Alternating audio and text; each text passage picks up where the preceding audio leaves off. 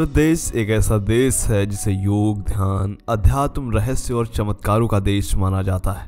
वेद, पुराण, रामायण और महाभारत में ऐसी हजारों घटनाओं का वर्णन मिलता है जिस पर आज का आधुनिक विज्ञान भी शोध कर रहा है। जिसमें कुछ ऐसी बातें और घटनाओं का जिक्र मिलता है जिस पर आज का विज्ञान यकीन करने से इनकार कर देता है, लेकिन जो प्रमाण मिलते हैं उसका उत्तर वैज्ञानिकों के पास भी नहीं है। प्राचीन समय की बात करें तो उस समय ऐसी वस्तुएं थीं जिनके बल पर देवता हो या मनुष्य असीम शक्ति और चमत्कारों से परिपूर्ण हो जाते थे।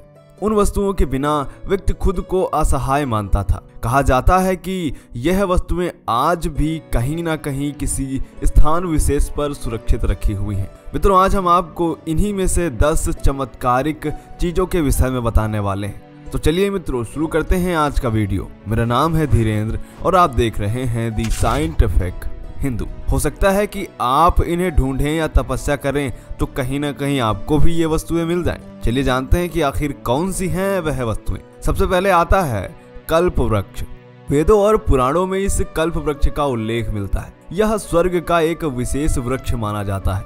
पौराणिक धर्म ग्रंथों और हिंदू मान्यताओं की बात करें तो यह माना जाता है कि इस वृक्ष के नीचे बैठकर जो भी व्यक्ति कोई भी इच्छा करता है वह परिपूर्ण हो जाती है। कुछ विद्वान यह भी मानते हैं कि पारिजात के वृक्ष को ही कल्प वृक्ष कहा जाता है। कल्प वृक्ष के विषय में यह बात कही जाती है कि यह प्रलय काल में भी जिंदा है। पुराणों के अनुसार समुद्र मंथन के 14 रत्नों में से एक कल्प वृक्ष की भी उत्पत्ति हुई थी। समुद्र मंथन से प्राप्त यह वृक्ष इंद्रदेव को सौंप दिया गया था और इंद्र ने इसकी स्थापना सुरकानन वन, जो कि बताया जाता है कि यह हिमालय के उत्तर में है, वहां कर दी थी। माना जाता है कि धरती के किसी न किसी कोने में आज भी कल्प वृक्ष कहीं ना कहीं जरूर है। हो सकता है कि यह हिमालय के किसी दुर्लभ स्थान पर हो।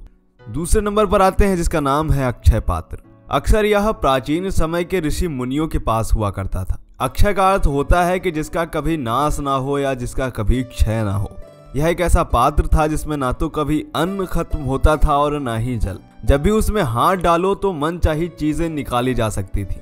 कहा जाता है कि यह अक्षय पात्र आज भी हिमालय के साधुओं के पास है। यह पात्र सूर्य की साधना से ही प्राप्त होता है। बात करते हैं तीसरी वस्तु की और वह है कर्ण के कवच कुंडल। भगवान कृष्ण यह भली भांति जानते थे कि जब तक सूर्य से प्राप्त कर्ण के पास उसके कवच और कुंडल हैं, तब तक उसे कोई नहीं मार सकता। ऐसे में अर्जुन की सुरक्षा की कोई गारंटी नहीं। उधर देवराज इंद्र भी चिंतित थे क्योंकि अर्जुन उनका पुत्र था। तब श्री कृष्ण ने देवराज इंद्र को एक उपाय बताया और फिर देवराज इंद्र एक ब्राह्मण के वेश में पहुंच गए कर्ण के द्वार पर। तो दानवीर कर्ण ने पूछा कि विप्रवर, आज्ञा कीजिए कि आखिर आप कौन सी वस्तु चाहते हैं, आपकी क्या अभिलाषा है। तो विप्र बने इंद्र ने कहा कि महाराज, मैं आपकी प्रसिद्धि बहुत दूर दूर से सुनकर आया हूँ। कहते हैं कि आप जैसा कोई दानी नहीं है। मुझे आशा ही नहीं बल्कि विश्वास है कि आप मेरी इच्छित वस्तु अवश्य देंगे। फिर भी मन में कोई शंका ना रहे तो इसलिए आप संकल्प लें, तभी मैं आपसे मांगूंगा। कर्ण ने तुरंत जल हाथ में लेकर कहा कि हम प्रण करते हैं, आप तुरंत मांगिए। तब इंद्र ने कहा कि राजन, आपके शरीर के कवच और कुंडल हमें दान स्वरूप चाहिए। एक पल के लिए सन्नाटा सा छा गया। कर्ण ने इंद्र की आंखों में झांका और फिर दानवीर कर्ण ने बिना एक क्षण भी गंवाए अपने कवच और कुंडल शरीर से खंजर की सहायता से अलग किए और उस ब्राह्मण को दे दिया। इंद्र ने तुरंत वहां से दौड़ ही लगा दी और तभी आकाशवाणी हुई कि देवराज इंद्र, तुमने बड़ा पाप किया है। अपने पुत्र अर्जुन की जान बचाने के लिए तूने छल पूर्वक कर्ण की जान खतरे में डाल दी है। अब यह रथ यहीं धंसा रहेगा और तू भी यहीं धंसा रहेगा। बाद में इससे बचने के लिए कर्ण को वज्र रूपी शक्ति दे दी और कहा कि तुम इस अमोघ वज्र को जिसके ऊपर भी चला दोगे वो बच नहीं पाएगा। भले ही वह साक्षात काल के ऊपर ही चला देना, लेकिन इसका प्रयोग सिर्फ एक बार ही कर पाओगे। कहा जाता है कि वह कवच और कुंडल इंद्र स्वर्ग में नहीं ले जा पाए थे और उसको पृथ्वी पर किसी स्थान पर रख दिया गया था और कहा जाता है कि आज भी वह कहीं ना कहीं रखे हुए हैं। बात करते हैं चौथी वस्तु की और वह है दिव्य धनुष और तरकस। दधीची ऋषि ने देश के हित में अपनी हड्डियों का दान कर दिया था। उनकी हड्डियों से 3 धनुष बने, पहला गांडीव, दूसरा पिनाक और तीसरा सारंग। इसके अलावा उनकी छाती की हड्डियों से इंद्र का वज्र बनाया गया था। इंद्र ने यह वज्र कर्ण को दे दिया था। पिनाक शिव के पास था जिसे रावण ने ले लिया था।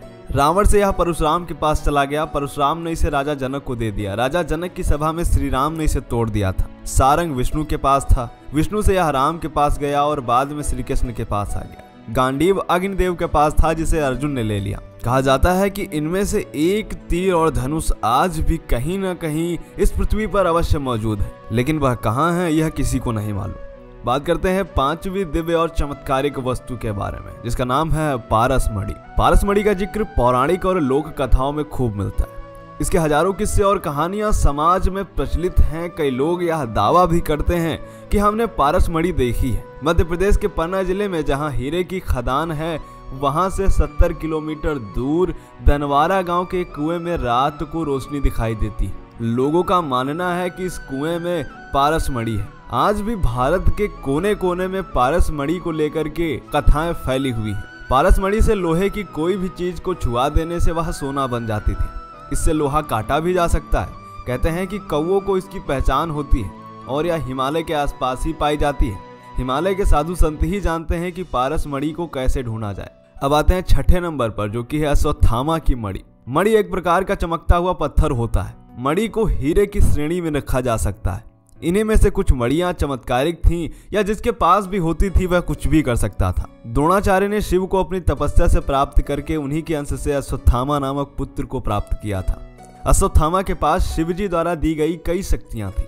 वे स्वयं शिव का अंश थे। जन्म से ही अश्वत्थामा के मस्तक में यह अमूल्य मणि विद्यमान थी और बाद में भगवान श्री कृष्ण ने अश्वत्थामा से यह मणि छीन ली थी। शिव महापुराण के अनुसार अश्वत्थामा आज भी जीवित हैं और वह गंगा के किनारे निवास करते हैं, किंतु उनका निवास कहाँ है यह किसी को नहीं पता। और कहा जाता है कि वह मणि आज भी कहीं न कहीं धरती पर मौजूद है। बात करते हैं सातवीं दैवीय वस्तु के बारे में, वह है स्यमंतक मणि।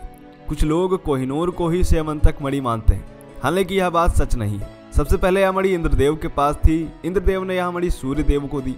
बहुत काल के बाद यह राजा सत्यराजित के पास गई।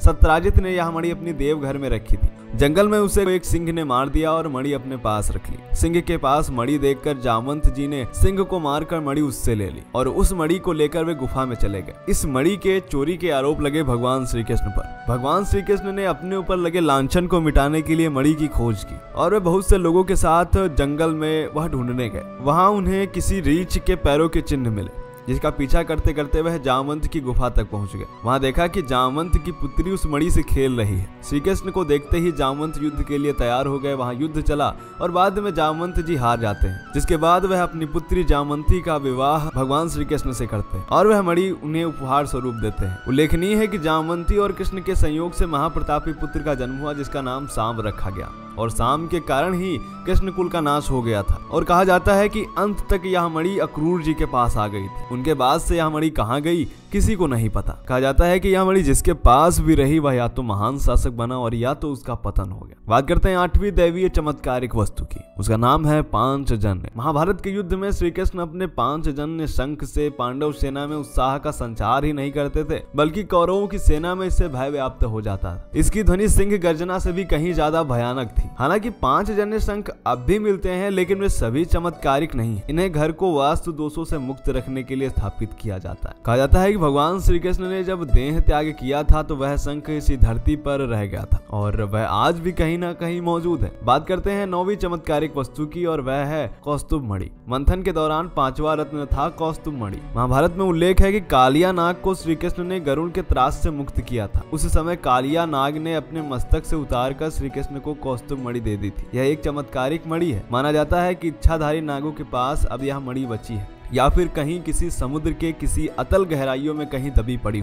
हो सकता है कि यह धरती के किसी गुफा में हो, लेकिन सत्य क्या है यह किसी को नहीं पता। बात करते हैं 10वीं और इस वीडियो के अंतिम चमत्कारिक वस्तु के बारे में, इसका नाम है संजीवनी बूटी। यह एक ऐसी जड़ी है जिसको खाने से जब तक उसका असर रहता है तब तक वह व्यक्ति गायब रहता है और यह एक ऐसी जड़ी बूटी है जिसका सेवन करने से व्यक्ति को भूत भविष्य का ज्ञान हो जाता है और यह औषधि व्यक्ति को फिर से जवान बना देती है। इसके बल पर व्यक्ति 500 वर्षों से भी अधिक निरोगी रहकर जीवित रह सकता है। और कहा जाता है कि रामायण में जब लक्ष्मण जी को शक्ति लगी थी तब यही जड़ी बूटी उनको पिलाई गई थी और कहा जाता है कि यह जड़ी बूटी आज भी कहीं ना कहीं मौजूद है। ज्यादातर लोग मानते हैं कि यह हिमालय में है, लेकिन इसके विषय में सबके अपने अपने विचार हैं। तो मित्रों, आपका इनके विषय में क्या सोचना है कमेंट करके बताएं। मिलते हैं आपसे अगले वीडियो में, तब तक के लिए जय हिंद, जय भारत, वंदे मातरम।